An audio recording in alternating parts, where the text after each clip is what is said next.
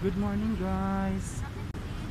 Ito po ang ating ngayon ay papakita ko po kung paano nila ginagawa ang urban gardening. Ito po siya.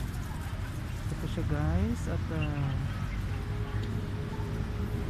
ginawa nila po very urban talaga with all the gardening.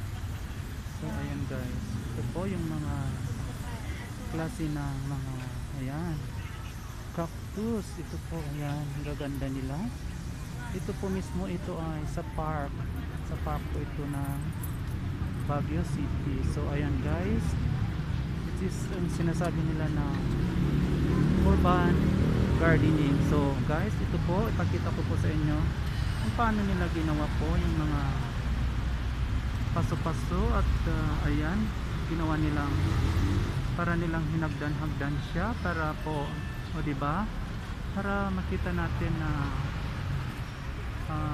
very organized at para ito po rin ang gamit kasi ng mga plants dito sa park para po mag-absorb din sa mga monoxide o kaya mga carbon monoxide na binubugan ng mga sasakyan guys. So sila po ay tumutulong na i-absorb yun para hindi po instead na mapunta sa tao ay dito na lang sa mga plants pupunta kasi sila po ay mga tumutulong na mag-absorb. So ayan guys, ito ang ginawa nila o diba hagdan-hagdan hanggang po ayan sa taas. Ayan guys, so ayan ito po ay isang park guys.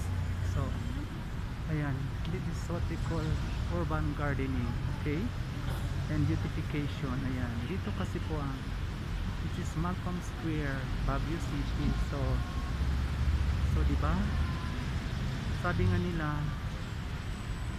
mabuti talaga na nagiging maaliwalas ang isang syudad at saka orderly. Ayan po o diba nakita nyo na katapat na talaga nito ay mga establishment at saka of course yan.